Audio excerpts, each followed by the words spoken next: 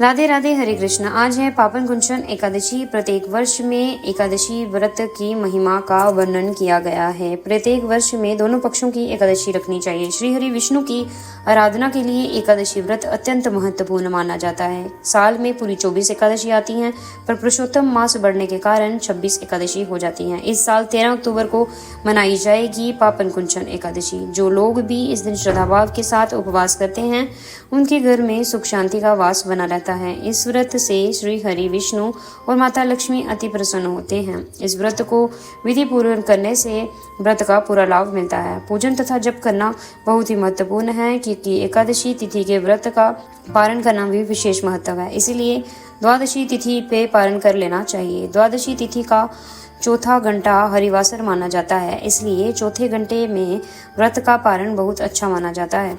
पारण का शुभ समय 15 अक्टूबर को सुबह 5:41 से 8 बजे तक रहेगा। आश्विन शुक्ल पक्ष की एकादशी पड़ने वाला पापांकुंचा एकादशी व्रत के दिन माता तुलसी को जल नहीं देना चाहिए, क्योंकि ऐसी मान्यता है कि इस दिन माता तुलसी स्वयं एकादशी व्रत करती हैं। इसलिए जल देने से उनके व्रत में अपराध हो जाता है।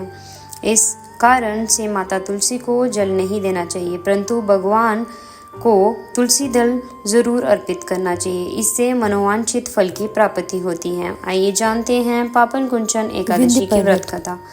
पावन कुंचन एकादशी व्रत कथा के अनुसार अति प्राचीन काल में पर क्रोध नाम का एक क्रूर बहेलिया रहता था।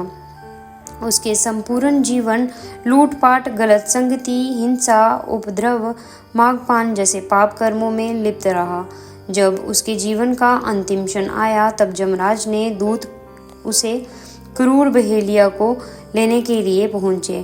तब यमदूतों के दूतों ने बहेलिया से कहा कि तुम्हारे जीवन का समय समाप्त हो गया है और शीघ्र ही हम तुम्हें लेने आएंगे। ये जानकर बहेलिया बहुत डर गया और अंगिरा ऋषि के आश्रम में जा पहुंचा। ऋषि अंगिरा के चरणों में गिरकर निवेदन करने लगा और कहा कि मुनिवर, मैंने जीवन में अपने बहुत पाप कर्म किए हैं। कृपया मुझे कोई ऐसी विधि बताइए जिससे मेरे सारे पूजा पाठ बताएं, जिससे मेरे सारे पाप जो हैं खत्म हो जाएं और मुझे पुण्य की प्राप्ति हो, जिससे मेरे जीवन का सभी पाप समाप्त हो जाए अथवा तथा भगवान विष्णु का आशीर्वाद भी प्राप्त हो, अर्थात मोक्ष की भी प्राप्त हो।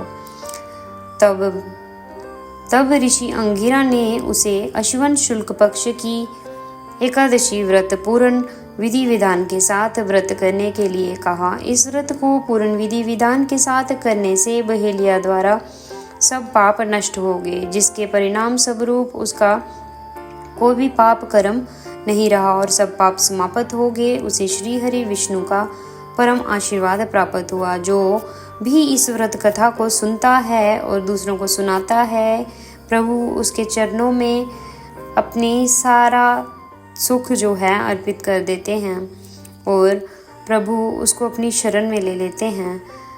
आपको इस एकादशी पे खूब दान देना चाहिए और खूब हरि नाम कीर्तन करना चाहिए, जिससे आप पे भी हमेशा आशीर्वाद बना रहेगा। राधे राधे, हरे कृष्ण।